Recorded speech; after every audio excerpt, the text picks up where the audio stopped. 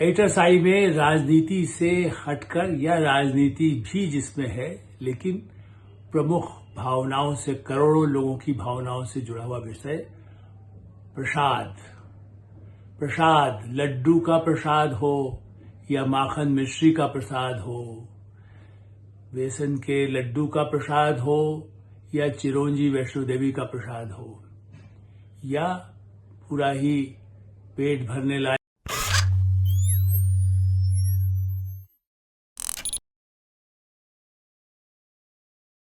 नमस्कार, मैं हूं आलोक मेहता। एटरसाई में आपका स्वागत है।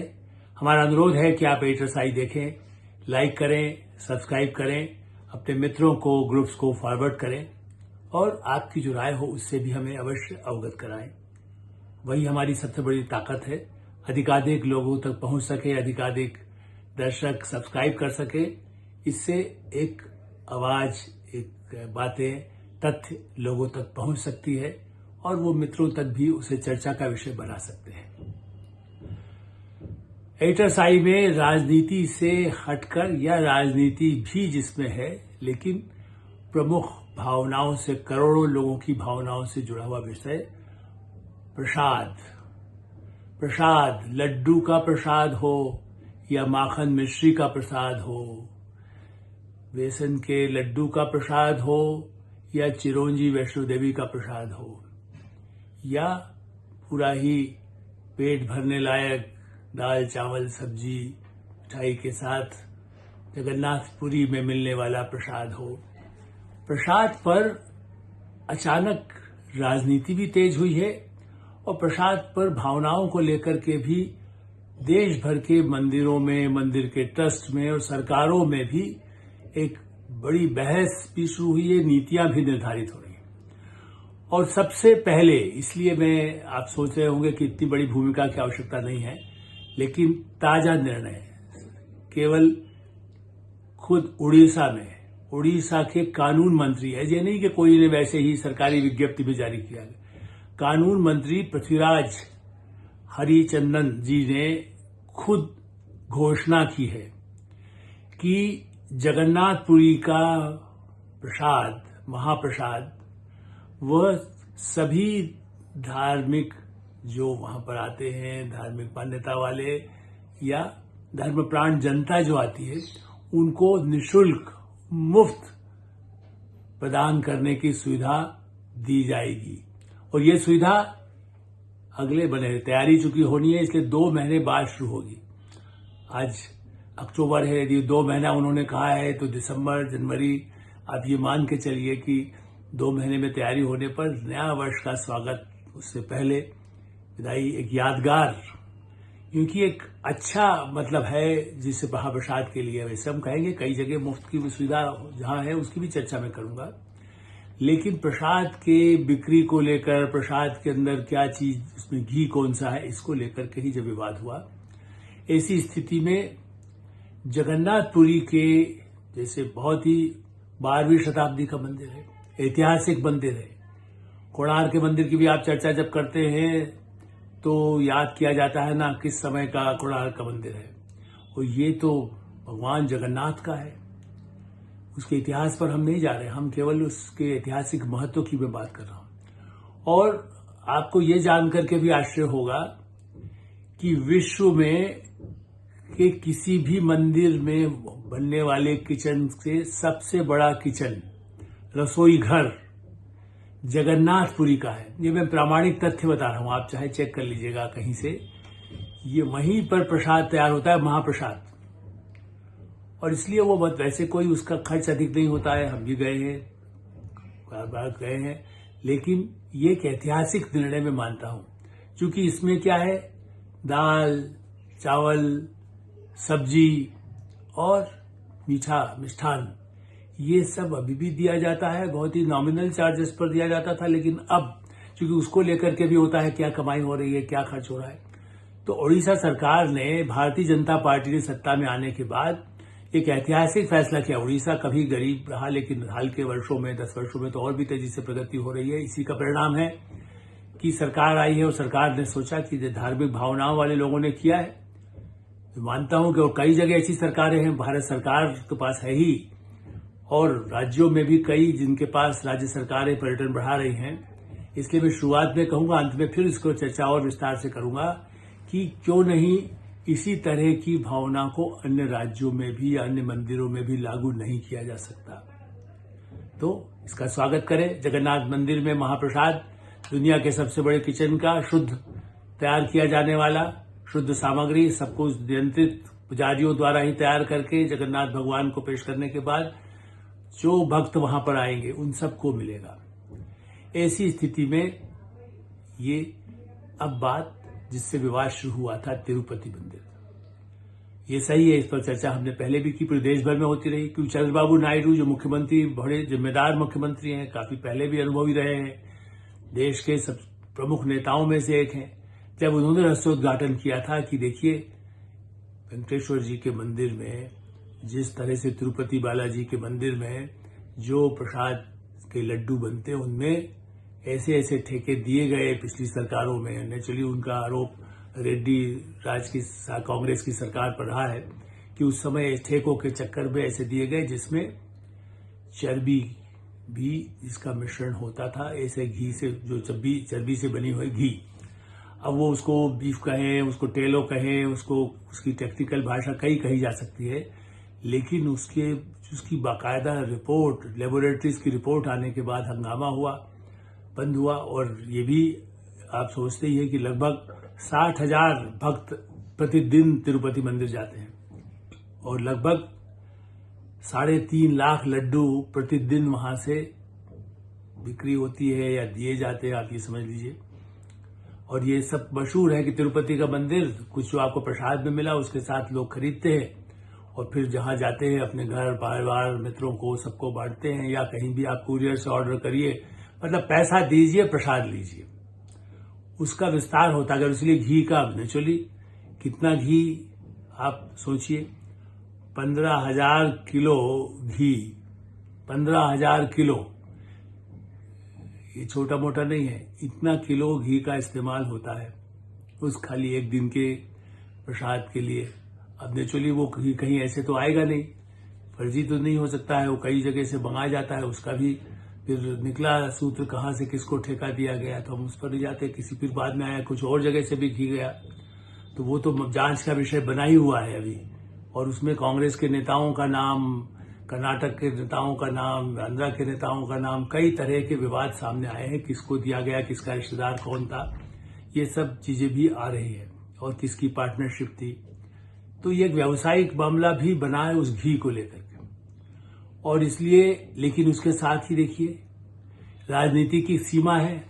पहले चंद्रबाबू नायडू के आरोप को इनकार किया गया, लेकिन जब पुष्टि हुई, लेबोरेटरी से बात हो गई, ये हुआ, तो उसके बाद वो प्रसाद तो रोक दिया गया। बाद में अब उस प्रसाद में कोई गड़बड़ लड्डू नहीं जा रहा है, ये भी स्पष्ट करना आवश्यक है।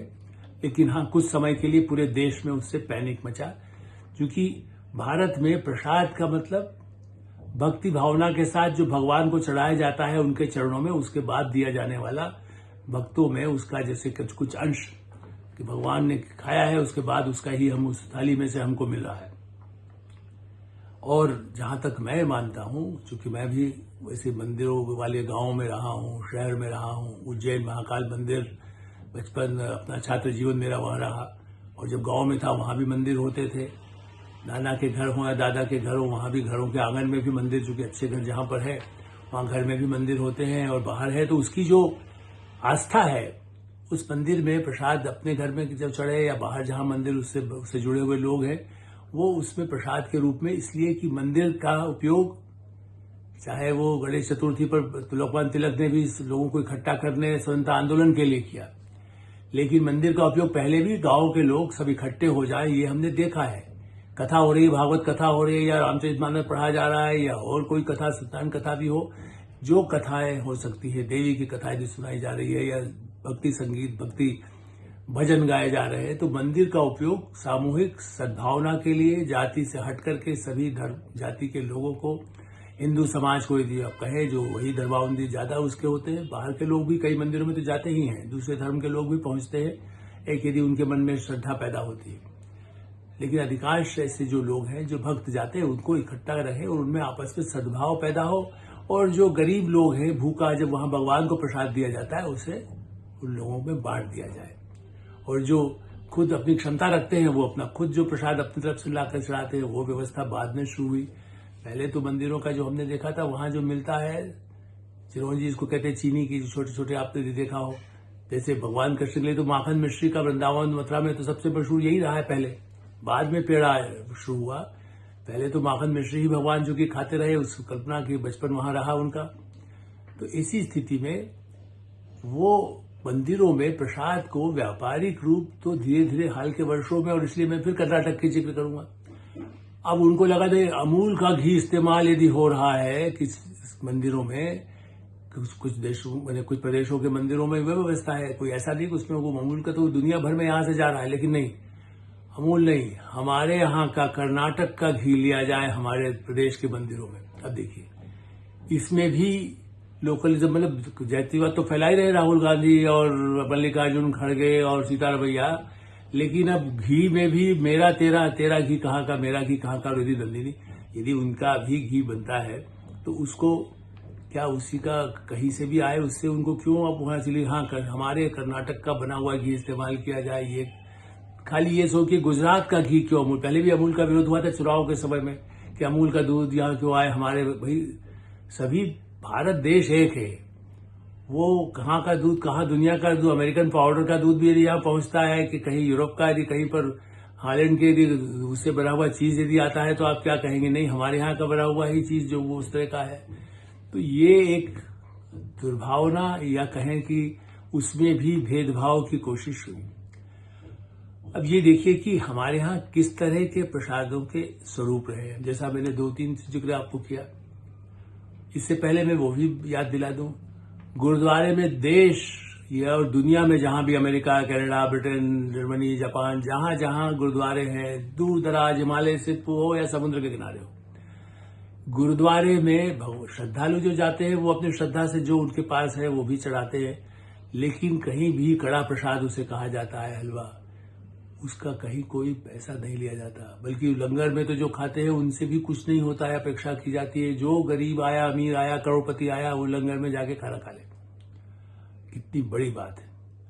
और भी कई मंदिरों में ऐसी व्यवस्था है जहां पर जो ऐसे लोग हैं उनको मुफ्त में कैसे भोजन मिल सके, वो मैं नहीं कह रहा हूं कि नहीं है, लेकिन हाँ इसके साथ में कई मंदिरों में चूंकि उसका विस्तार होता गया, लाखों करोड़ों लोग मंदिरों में जाते हैं, तो अलग अलग मंदिर की जो व्यवस्था रही उसमें फिर ये शुरू हुआ कि कहाँ का प्रसाद बने तो उसमें कुछ उसके ठेके दिए जाने लगे। सरकार के नियंत्रण होगा तो पहले होगा इसका टेंडर निकालें, उसमें किसका भाव कम है इसलिए उसको दिया जाए, क्योंकि नहीं होगा तो पक्षपात होगा कि आपने फलाने आदमी को दे दिया, ये राजस्थानी को दे दिया, कि गुजराती को दे दिया, कि इसको दे दिया।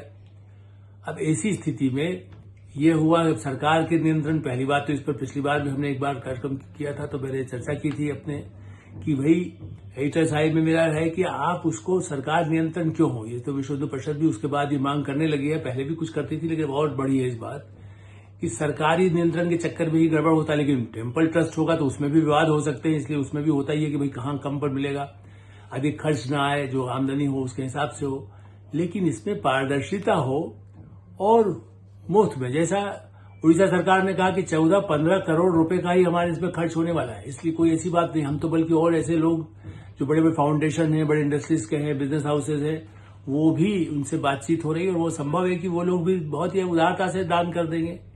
यदि इसके लिए 15 करोड़ का बजट देने के लिए कोई सरकार भी करे और सरकार के अलावा भी दे और खर्च बढ़ेगा तो भी जगन्नाथपुरी के प्रसाद मुफ्त में बांटा जा सकता है। तो कोई कारण नहीं है कि मंदिरों में प्रसाद बिक्री की व्यवस्था हो। जो आए वो अपना प्रसाद ग्रहण कर ले, थोड़ा यदि वो कम खाता है, कम उसको ज्यादा है, 4 लड्डू 2 लड्डू भी मिला है तो उसमें से थोड़ा खाएगा, दूसरों को दे दे बाहर जाकर। लेकिन अब ये है कि उसके डिब्बे के डिब्बे बेचे जा रहे हैं। तो कहीं कुछ है, महाकाल मंदिर, काशी विश्वनाथ मंदिर, वहां पहले कोई इस तरह का जो भक्त आते थे वो अपना प्रसाद बाहर से कुछ खरीदा और वहां चढ़ाया, उनमें से जो बचा कुछ वहां भगवान के चरणों में रखा गया, उसके बाद वो वापस लेके चले जाते थे।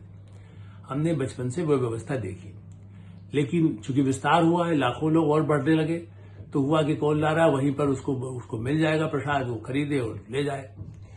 तो ये जो बिक्री कमर्शलाइजेशन हुआ है, क्या इसका असर तो नहीं है? मैं इसका विरोध इस रूप में नहीं कर रहा हूं कि वो भी उनका बिजनेस चौपट हो, लेकिन इससे एक विश्वसनीयता प्रसाद की श्रद्धा का जो विषय है, भारतीय संस्कृति में श्रद्धा से जुड़ा हुआ धर्म है। भारत केवल दिखावे के लिए या कमर्शियल उसको खजाना भरने के लिए नहीं है। ठीक है, कई मंदिरों में आज भी सोने के खजाने भरे हुए हैं, उसके भी अलग है। कई जगह जहां तिरुपति उसके भी स्कूल चलते हैं या कुछ उसका सदुपयोग हो, इस पर भी हम हमेशा वर्षों से मैं बोलता और लिखता रहा हूं कि मंदिरों में यदि अरबों रुपए का यदि सोना भी है तो उसका उपयोग शिक्षा के लिए, स्वास्थ्य की सुविधाओं के लिए क्यों नहीं किया जा सकता। उसको खाली तालों में, तिजोरियों में बंद रखने से क्या होगा। तो जगन्नाथपुरी का मंदिर हमने आपको चर्चा की, जिसमें होता है वहां पर बाकायदा इसके साथ में खाजा मिलता है जो पाम के पत्ते में उसमें भी देकर के भी दिया जाता है, भाई आप ले लीजिए, तो वो भी मिल जाएगा उनको।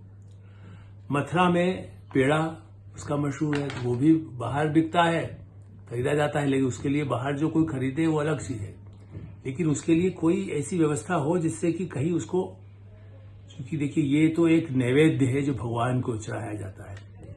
बद्रीनाथ केदारनाथ टेम्पल, उसका भी बाकायदा वहां पूरा एक समिति है पूरे उत्तराखंड में, जिसके तहत 47 मंदिर हैं बद्रीनाथ केदारनाथ में। अब उसके लिए भी यही हुआ है कि भाई उनमें शुद्धता के लिए प्रसाद को ध्यान रखा जाए, किसी बाहर वाले को ऐसा प्रसाद न लगे इसमें चर्बी का या कोई ऐसे अशुद्धता से, क्योंकि भावना ये जुड़ी है कि भगवान को कैसे अशुद्ध दिया जाए। भगवान को मिष्ठान या भोजन जो चढ़ाया जाता है वो शुद्ध हो, सात्विक हो, और उसमें मांसाहार भारत में कई संस्कृति में नहीं रहा। पहले कुछ प्रदेश में रहा होगा, लेकिन भगवान के मंदिरों में मांसाहार जैसी कोई व्यवस्था नहीं थी, खास करके प्रसाद के रूप में दी जाने में। अब जैसे कुरुक्षेत्र है, वहां भी मंदिर है तो चने का लड्डू, आप बेसन का लड्डू आप कह सकते हैं। हनुमान मंदिर, वहां भी चढ़ाए जाते लोग हनुमान मंदिर।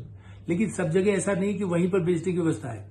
जहां जहां इस तरह के मंदिर हैं, साउथ में भी, तमिलनाडु के मंदिरों में, आंध्रा के मंदिरों में, साउथ के मंदिर बड़े मशहूर हैं, वहां चर्चा। और इसलिए काशी और उज्जैनी में भी ये प्रसाद बिकने की जो व्यवस्था हुई, उसमें फिर कौन सा घी इस्तेमाल हो रहा है, ये विषय विवाद का विषय बना, राजनीति का विषय बना। और ये एक, जिसको आप कह सकते हैं वैष्णो देवी का मंदिर, लाखों लोग हर साल जाते हैं, नियमित रूप से जाते हैं। हवाई जहाज, हेलीकॉप्टर जाने की सुविधा है और हर तरह पैदल जाने की सुविधा है। तो वैष्णो देवी मंदिर में क्या मिलता है, चिरौंजी और सेब का सूखा और ड्राई फ्रूट जिसको कह सकते हैं। तो मिश्री, ड्राई फ्रूट्स, ऐसा सूखा जिसको आप कहते हैं। पशुपतिनाथ मंदिर में आपको नहीं मिलता। नेपाल आप जाइए तो वहां कोई इस तरह के प्रसाद बिक्री कोई व्यवस्था नहीं है।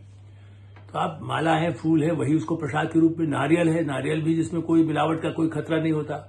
नारियल जहां चढ़ाया जाता है, हनुमान मंदिरों में भी चढ़ाया जाता है, गणेश के मंदिरों में चढ़ाया जाता है। गणेश का मंदिर इसीलिए नारियल का प्रभाव रहा प्राचीन संस्कृति में, हिंदू संस्कृति में, इसीलिए ऐसे प्रसाद की व्यवस्था थी जो सूखा हो और वो लोगों को पौष्टिक या उनके स्वास्थ्य के लिए भी लाभदायक हो। तो कहीं कोई बनाने का न घी का न झगड़ा है, न तेल का झगड़ा है। लेकिन ये तिरुपति मंदिर के बाद जो सरकार ने, उड़ीसा सरकार ने फैसला किया है, मेरा मानना है कि अन्य राज्य सरकारें और भारत सरकार भी हमारी बात यदि ध्यान दे तो उस पर विचार कर सकती है कि कैसे मंदिरों में के नाम पर बिक्री और टेंडर के नाम पर घी और उसकी शुद्धता अशुद्धता को लेकर के जांच, लेबोरेटरी, 50 झगड़ों के बजाय मंदिरों में निर्माण की व्यवस्था हो।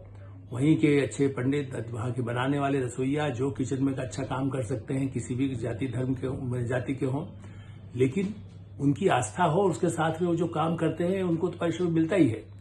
ऐसी दृष्टि से उसकी शुद्धता भी बरकरार रहे और व्यापारीकरण, जो कमर्शलाइजेशन आधुनिक इकोनॉमी में हो रहा है, उससे भारत के करोड़ों श्रद्धालुओं को, भक्तों को अधिक कष्ट की स्थिति न आए।